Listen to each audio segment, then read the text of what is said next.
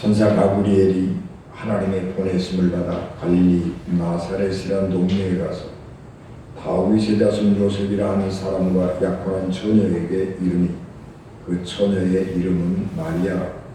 그에게 들어가 이르되 은혜를 받은 자여 평안할지어다. 주께서 너와 함께 하시도다. 마리아여 무서워하지 말라. 내가 하나님께 은혜를 입었느니라. 보라 내가 잉태하여 아들을 낳으리니 그 이름을 예수라 하라. 그가 큰 자가 되고 지극히 높으신 이의 아들이라 일컬어질 것이니 주 하나님께서 그 조상 다윗의 왕위를 그에게 주시리니 영원히 야곱의 집을 왕으로 다스리실 것이며 그 나라가 무궁하리라. 아멘. 우리 공동기도 다 같이 드립니다. 세례 요한을 보내시어 하나님의 아들의 오심을 준비하게 하신 하나님, 주님의 오심을 환영하고 축하하는 하나님의 백성들 10명의 성령을 보내셔서 성육신하신 주님을 영접하게 하시고 구원의 빛으로 오신 주님을 따르게 하옵소서. 이 세상 모든 사람들이 예수 그리스도를 믿어 구원에 이르게 하시고 주의 말씀이 온 세상의 법과 질서가 되게 하옵소서. 탐욕과 시기와 질투를 버리고 오직 감사함으로 살게 하옵소서. 산자와 죽은 자를 심판하기 위하여 영광의 몸으로 다시 오실 때 두려움 없이 주를 맞이할 수 있는 믿음을 주옵소서. 왕으로 오신 예수 그리스도 이름으로 기도합니다. 아멘.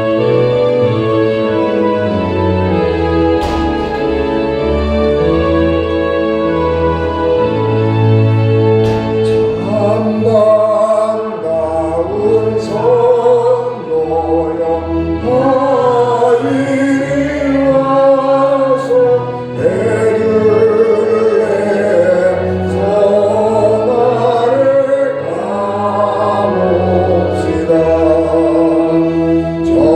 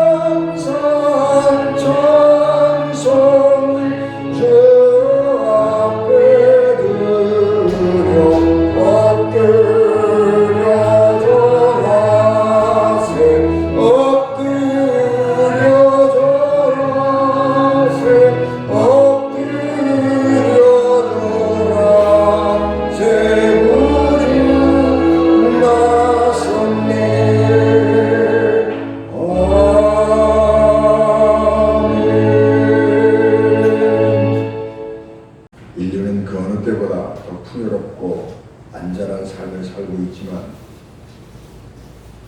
2022년 금년에 세계에는 여러 가지 어려움들이 있었고 평화가 사라졌습니다.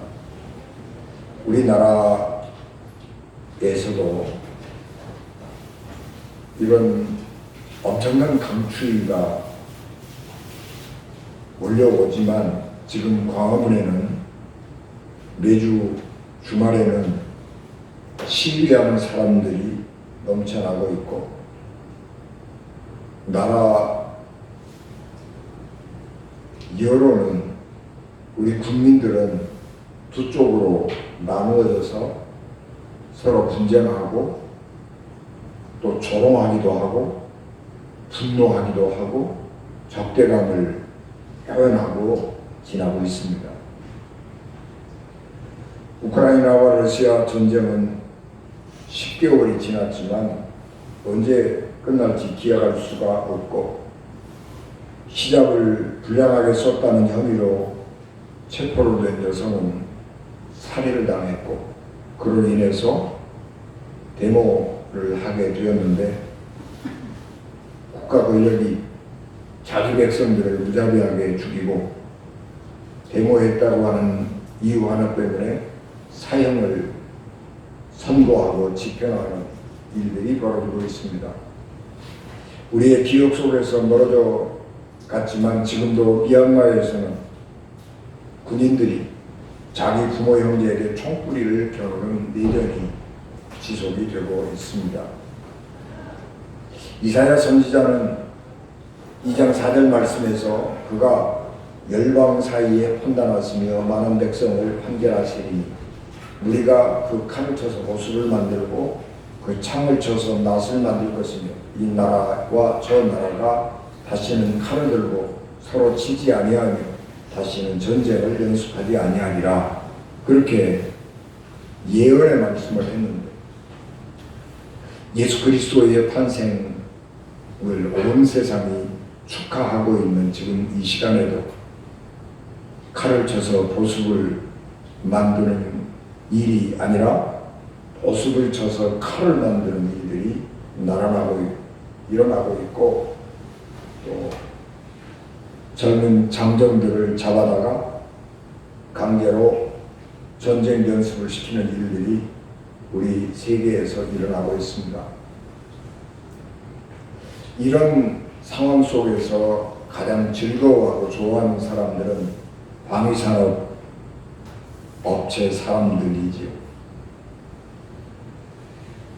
미국의 방위산업이 가장 호황을 누리고 있고 또 덩달아서 우리나라도 이 방위산업체가 호황을 누리고 있습니다. 우리나라가 무기를 많이 수출해서 경제적으로 잘 살게 되고 좋은 나라가 된다고 하는 것은 어쩌면 좋은 일이라고 생각할 수 있을지 모르지만 방위산업 업체가 호황을 누린다고 하는 것은 절대로 좋은 일도 아니고 방위산업 업체가 호황을 누리는 세상은 좋은 세상도 아닌 것입니다. 이런 세상에 평화의 왕으로 예수께서 이 땅에 태어나셨다고 하는 것은 참 좋은 소식입니다. 예수께서 이 세상에 구주로 오셨습니다 라고 하는 이 평화의 소식은 굉장히 좋은 소식이고 귀중한 소식이지만 사람들은 예수님이 평화의 왕으로 이 땅에 태어났다고 하는 소식을 귓등으로 전해 듣고 있고 또 그 말의 깊은 의미를 알지 못하고 있습니다. 구원의 왕, 인류를 구원하기 위해서 예수님이 이 땅에 왕으로 오셨다고 하는 이야기가 무슨 이야기인지조차도 모르고 살아가는 것입니다. 그래서 이 세상에 예수님에 대한 여러 불신들이 번져 있는 것입니다. 예수님의 탄생뿐만 아니라 예수님이 이 세상에 오셔서 행했던 모든 일들 자체를 사람들은 불신하게 되는 거죠. 우리 그리스도인들 사이에서도 예수님이 동정녀 마리아에게 태어났다라고 하는 사실을 믿지 않는 사람도 많이 있는 것입니다. 그러나 예수님은 하나님의 아들로 이 세상의 구원자로 하나님의 보내심을 받아 온 자이기 때문에 이 예수님의 본체를 정말 알아보려고 하면 믿음을 가져야 하는 것입니다. 믿음이 없이는 예수님에 대해서 알 수가 없는 것입니다. 우리가 건강한 삶을 살기 위해서는 과학과 종교라고 하는 두 축이 균형을 맞추고 살아가야 하는 것입니다. 인간의 삶이 어떻게 변하든지 간에 우리는 이 과학과 종교라고 하는 이 두 축을 떠나서 건강한 삶을 살 수가 없는 것입니다. 그런데 요즘 우리 사람들은 과학에 맹신하고 있고 물질에 맹신하고 있으면서 종교를 폄하하거나 종교를 필요 없는 것으로 생각하는 일들이 많이 있습니다.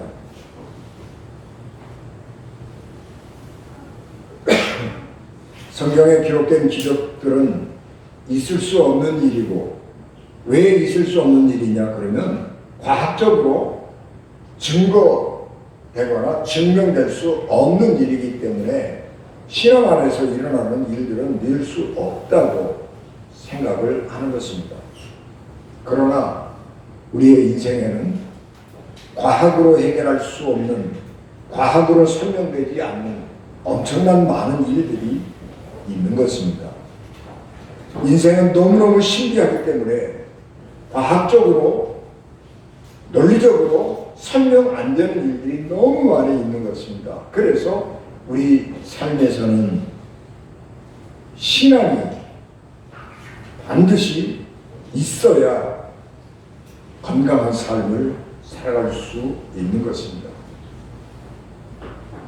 나사렛 마을에 약혼을 한 어린 소녀가 살고 있었습니다.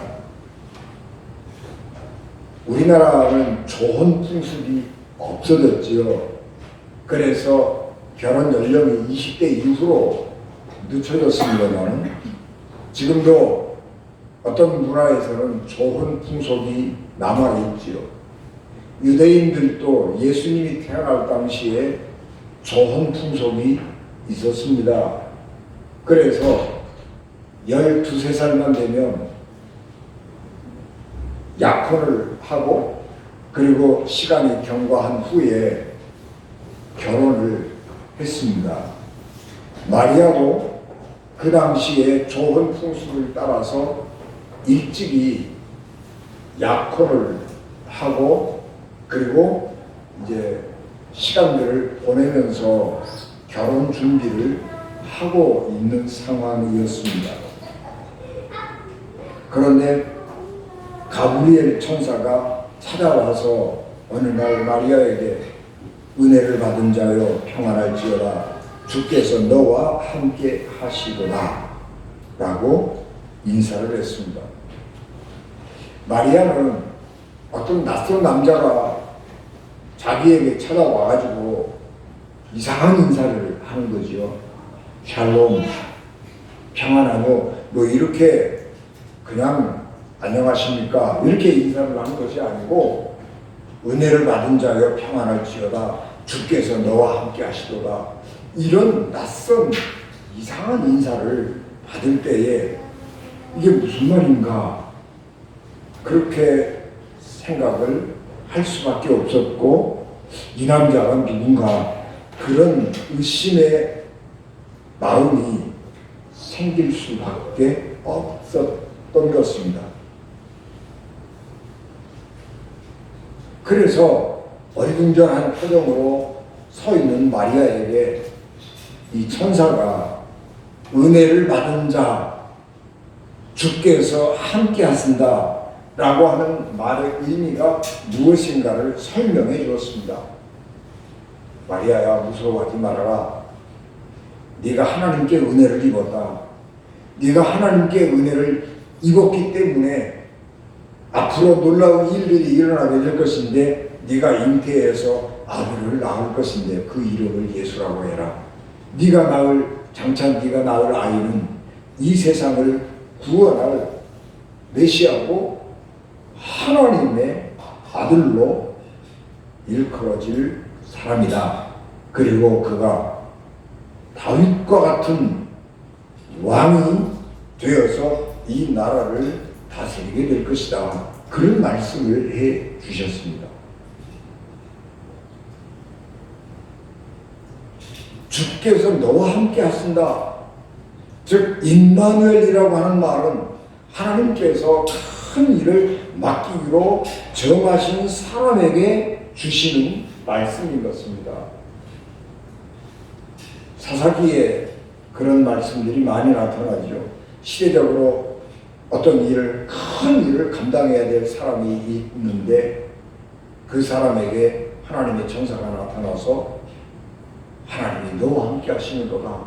그렇게 인사를 했습니다.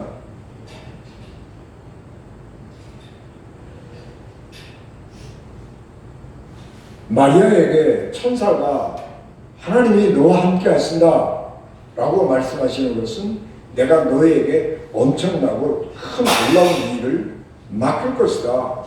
그런 말씀인 것입니다. 그리고 그 일은 네가 잉태를 해서 아들을 낳을 것으로부터 시작이 된다라고 하는 말씀입니다. 그런데 마리아는 나이도 어리고 약혼을 하기는 했지만 아직 결혼에 대한 구체적인 계획이 없습니다. 그래서 결혼 날짜를 정하고 결혼 혼수를 준비하고 이렇게 결혼할 준비를 전혀 하지 않고 있어요. 결혼 약혼만 했고 결혼 약속만 했을 뿐이지 아직 나이도 어리고 결혼할 수 있는 상황도 아니고, 그래서 결혼 날짜에 대한 생각도 안 하고 있는 상태에서 네가 아들을 낳을 것이다 그렇게 얘기를 하니까 이 마리아는 놀랄 수밖에 없었던 것이죠.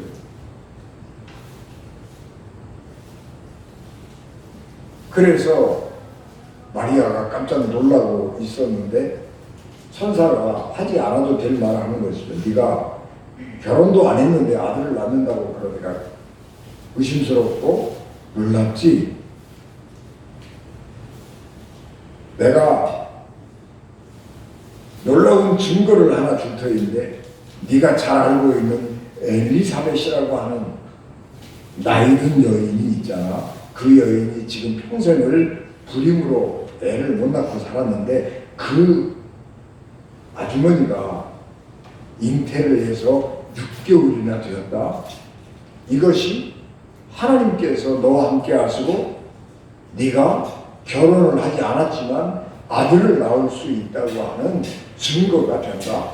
그렇게 말씀을 했습니다. 이 증거는 사실은 마리아에게 안 해도 되는 말이에요. 그런데 이 천사는 친절하게 마리아에게 하나님의 말씀은 능치 못할 일이 없다고 하는 사실을 입증하는 증거로 지금까지 불임으로 살아왔던 사가랴 엘리사벳 부부가 아들을 잉태해서 6개월이나 되었다고 하는 것을 설명을 하는 것입니다. 그래서 마리아는 그 자리에서 저는 주님의 종입니다. 지금 하신 말씀이 다 이루어지기를 바랍니다. 라고 그 천사의 말을 수락하는 것입니다. 그러자 천사가 마리아를 떠나갔습니다. 우리는 그리스도인으로서 살면서 사명을 받았다. 그런 말들을 많이 합니다. 그런데 하나님의 사명은 하나님의 말씀을 들은 것으로 끝나는 게 아니라 하나님의 말씀을 들었으면 그 하나님의 말씀을 들은 사람이 응답하는 데서 완성되는 것입니다. 하나님의 말씀을 듣지 않았는데도 내가 하나님의 사명을 받았다 그러고 나서는 것은 하나님의 일을 하는 것이 아니라 설치는 거예요.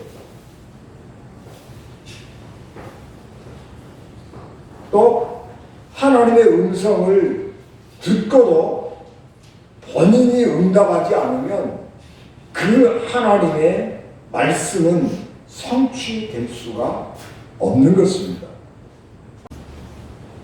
모세가 애굽의 왕자로 살고 있었습니다. 하나님께서 아직 모세에게 나타나지 않으셨습니다. 그렇지만 그는 늘 나는 지금 우리 애굽에서 종살이하고 있는 저 히브리인의 핏줄을 이어받은 사람이다. 그런 자의식을 가지고 있었습니다. 언젠가 내가 이 민족을 위해서 큰 일을 해야 하지 않겠나 그런 생각들을 늘 가지고 있었을 것입니다. 어느 날 장성한 모세가 애굽 상황을 둘러보러 군 밖에 나가서 공사 현장을 보게 되었는데 애굽 사람이 부당하게 히브리 노예를 구타하는 것을 보았습니다. 그래서 자기 민족이 이렇게 핍박을 받고 있는 것을 보고 의협심이 발동을 해서 내가 민족을 위해서 무엇인가를 해야 되겠다라고 하는 생각에 자기 종족 히브리 노예를 부당하게 억압하고 구타하는 애굽 사람을 살해해서 모래톱에 묻어버리고 말았습니다. 하나님께서 모세에게 말씀하지 않았는데 자기가 스스로 생각해서 나라와 민족을 위해서 내가 이런 일을 해야 되겠다. 그리고 나섰어요. 그랬는데 결과는 민족을 위한 게 아니라 오히려 더 민족을 어렵게 만들어버렸고 자기의 모든 것을 잃어버리는 결과를 초래한 것입니다. 그래서 그는 그 사건으로 인해서 애굽의 왕궁에서 살 수가 없어서 미디안 광야에 떠돌이가 되었고 그리고 그곳에서 겨우 이름 없는 양치기로 어려운 힘겨운 삶을 살아가게 된 것입니다. 그런데 어느 날 그가 양을 끌고 광야로 들어갔는데 하나님께서 불타는 떨기나무 가운데서 모세를 부르셨습니다. 모세야, 모세야, 이제는 네가 애굽으로 돌아가서 내 백성 이스라엘을 인도해서 가나안 땅으로 들여가거라. 그런 하나님의 음성을 듣게 된 것입니다. 그때의 모세가 하나님의 부름에 거절했습니다. 하나님, 내가 민족을 위한다고 괜히 나서서 일하다가 모든 것을 다 잃어버리고 지금은 내가 떠돌이로 겨우 이 한 몸 여기 의지하고 생명을 유지하고 살아가고 있는데 내가 하나님의 백성들을 위해서 할 수 있는 일이 없습니다. 그렇게 다 거절하죠. 내가 또 괜히 하나님 일한다고 민족을 위해서 일한다고 나섰다가 지금 이루고 있는 이 가정 이루고 내가 평안하게 살아가고 있는데 이 가정마저도 깨져버리고 이것마저도 잃어버리면 나는 안 됩니다. 그래서 나는 하나님을 일을 할 수가 없고 민족을 위한 일을 할 수가 없습니다. 그렇게 거절하죠. 그때에 하나님께서는 모세를 정말 열심히 설득합니다. 하나님께서 모세에게 내가 너를 보낸다. 그러니까 가서 너는 내 일을 해라. 그러면서 모세가 나는 안 됩니다. 못합니다. 그럴 때에 하나님께서 기적을 보여주시고 모세가 하나님이 모세와 함께 하시다고 하는 사실을 확신할 수 있도록 여러 가지로 그를 설득하셔서 마침내 그가 하나님 내가 그렇게 하겠습니다. 그렇게 결심을 하고 응답을 하고 자기 집에 돌아가서 얘기하고 애굽으로 떠나가게 되는 것입니다. 모세가 자발적으로 하나님의 말씀에 응답하고 하나님이 맡겨주신 사명을 감당하기 위해서 힘들고 어려운 사명자의 길을 가려고 지팡이 하나 들고 애굽으로 다시 돌아가는 것입니다. 그것이 사명자의 길입니다. 우리는 하나님의 음성을 들을 때에 듣는 것으로 끝나서는 안 되죠. 하나님의 음성을 들을 때에 우리가 기쁜 마음으로 응답하고 자발적으로 하나님이 주신 일을 감당해야 하는 것입니다. 그것이 사명자입니다. 하나님의 음성을 듣고 억지로 두려워서 하나님이 내가 이 일을 안 하면 하나님이 내게 벌 줄까봐 무서워서 두려워서 억지로 그 하나님의 일을 감당한다라고 하는 것은 사명자가 아니에요. 그거는 두려움에 하는 겁니다. 그런 사람들은 하나님의 일을 끝까지 완수할 수가 없습니다. 그렇게 자발적으로 하나님의 음성에 응답하지 아니하고 두려움 때문에 하나님이 내가 이런 일을 안 하면 내게 벌 주실까봐 무서워서 하나님의 일을 감당하는 사람은 그 개인의 인생도 불행할 뿐만 아니라 하나님이 주시는 사명을 끝까지 완수하지 못하는 것입니다. 사도 바울이 빌립보 지방에 가서 복음을 전할 때에 매를 맞고 감옥에 갇히는 수모를 당하고 어려움에 봉착했습니다. 그런데 사도 바울은 그 빌립보 감옥에서 밤에 하나님을 찬양하고 기도했습니다. 왜 억울하게 감옥에 갇혔음에도 불구하고 그는 그 감옥에서 하나님께 기도하고 찬양할 수 있었느냐 그러면 하나님께서 바울에게 나타나셔서 내가 너를 이방인의 사도로 삼는다 라고 말씀하실 때에 그 말씀에 아멘 그리고 순종하고 하나님이 주신 그 사명의 길을 갔기 때문입니다. 그렇기 때문에 그는 그 어려운 상황에서도 기도하고 찬송할 수가 있었습니다. 마리아는 천사가 그에게 나타나서 네가 처녀가 잉태하여 아들을 낳을 것인데 그 이름은 예수라 하라. 그렇게 말씀하실 때에 맞습니다. 저는 주님의 종입니다. 지금 하시는 말씀이 모두 내게서 이루어지기를 바랍니다. 그렇게 그 천사의 말에 자기가 자발적으로 응답하고 순종했기 때문에 예수님을 양육하면서 겪은 어려움들 또 어머니였지만 자기 아들 예수를 하나님 섬기듯이 섬겼고 예수님의 공생애 동안에 예수님 삶에서 일어났던 일들을 지켜보고 예수님을 떠나지 아니하고 보살필 수 있었습니다. 어머니가 자기 아들이 사형당해서 죽는 모습을 지켜본다고 생각을 해보시라고요. 처참하게 죽어가는 자기 아들의 모습을 눈으로 쳐다보고 있다고 생각해 보시라고요. 얼마나 어렵고 힘들겠는가.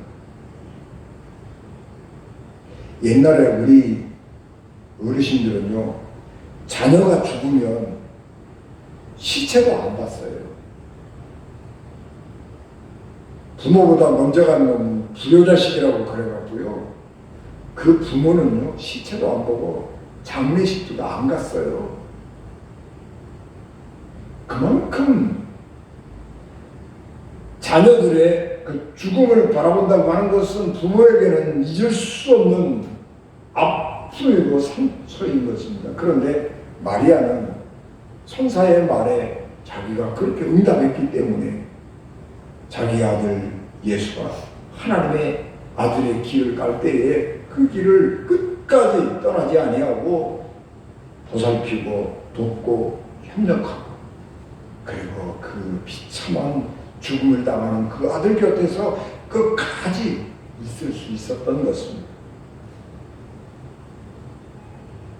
하나님의 일을 하면서 평화를 느낀다고 하는 말은 하나님의 일을 하면 고통도 없고 어려움도 없고 노래 부르고 할 수 있는 일들만 일어나기 때문에 평화를 느낀다, 그런 게 아니에요.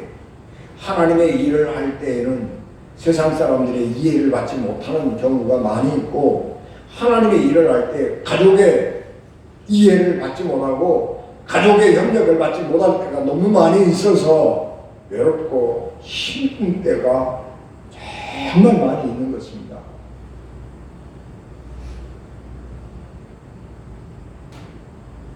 그럼에도 불구하고 고독하지만 하나님의 사명자의 길을 가는 것입니다. 그런데 그 힘들고 어렵고 고독한 사명자의 길을 가면서도 흔들리지 아니하고 기쁨으로 감당할 수 있는 것은 하나님이 주신 사명을 내가 감당하고 있다고 하는, 그리고 이 일은 내가 자발적으로 하지 않으면 안 된다고 하는 그런 소명의식을 갖기 때문에 하는 것입니다.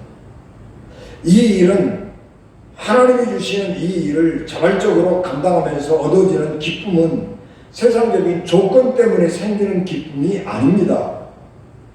세상의 조건은 최악일지 모르지만 세상이 알 수 없는 기쁨, 세상이 줄 수 없는 기쁨이 넘쳐나서 하나님의 평화를 경험하는 것입니다. 사람들은 목사의 삶을 오해하는 경우가 참 많이 있습니다. 목사들은 되게 부자로 잘 사는 줄 알아요. 그래서 목사가 되면 좋을 것이라고 생각을 하고 목사 되는 사람들이 많이 있습니다. 그런데 여러분, 목사들의 삶이라고 하는 것은, 식상이라고 하는 것은 정말 어렵잖아요. 경제적으로는 최저생계비 이하를 생활비로 교회에서 받으면서 가난하게 살아가는 거예요. 그런데 직업 만족도를 조사해 보면 목사님들의 자기 일에 대한 만족도가 굉장히 높아요.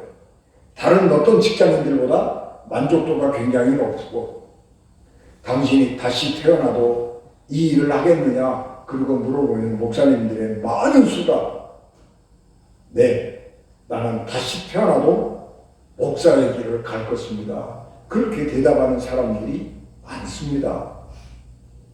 은퇴하고 나서도 목사님들의 삶이 가난하고 아주 극빈자로 살아가거든요. 겨우 한 2, 30만 원 정도, 그런 정도의 생활비를 가지고 한 달을 살아가는 목사님들이 대부분이에요.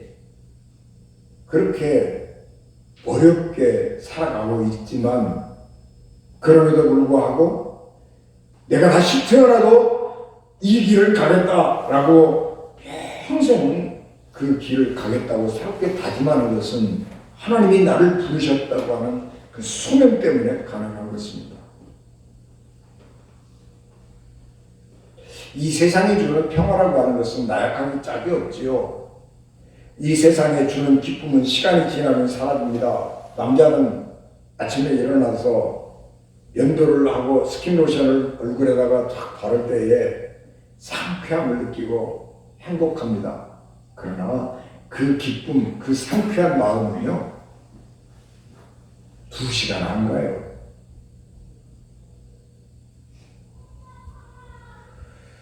내가 결혼하고 나면 행복할 것이다 라고 생각을 하고 기쁘고 즐거운 마음으로 결혼을 합니다. 그러나 그 결혼하고 나서 느끼는 행복은 6개월 지나면 그 행복이 사라집니다. 그래서 1년쯤 살다 보면 마음에 안 드는 게 더 많아져요. 그래서 불평불만이 늘어나게 되는 것입니다. 그러나 하나님의 부르심에 자발적으로 응답한 사람은 하나님의 일이 힘들지만 사라지지 않는 기쁨을 경험하는 것입니다. 우리는 직접 하나님의 음성을 듣기도 하고 또 직접 하나님의 음성을 듣지 못하는 경우도 있습니다. 그러나 우리가 성경을 읽다가 혹은 기도하다가 혹은 하나님의 말씀을 듣다가 성령의 감동을 받아서 내가 하나님의 뜻대로 살겠다 그렇게 다짐하기도 합니다. 하나님의 음성을 직접 들었든지 아니든지 기도하다가 성령의 감동으로 설교 말씀을 듣다가 성령의 감동으로 내가 하나님의 뜻대로 살아야 되겠다라고 하는 생각을 갖게 되었다고 할지라도 우리는 그 길을 내가 스스로 선택한 길이고 내가 자발적으로 하나님의 부르심에 응답한 길이기 때문에 우리는 그 속에서 열심히 충성을 다해야 하는 것이고 그렇게 할 때에 하나님의 영광과 하나님 주시는 기쁨을 우리의 삶 속에서 발견할 수 있게 됩니다.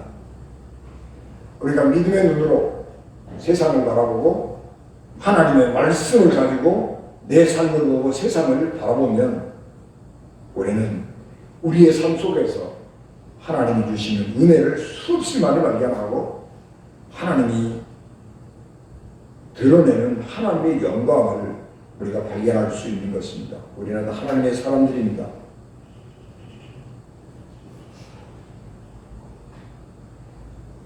하나님의 천사는 마리아에게 하나님의 아들 예수님을 잉태하게 될 것이라고 예언했고 마리아는 순종했습니다.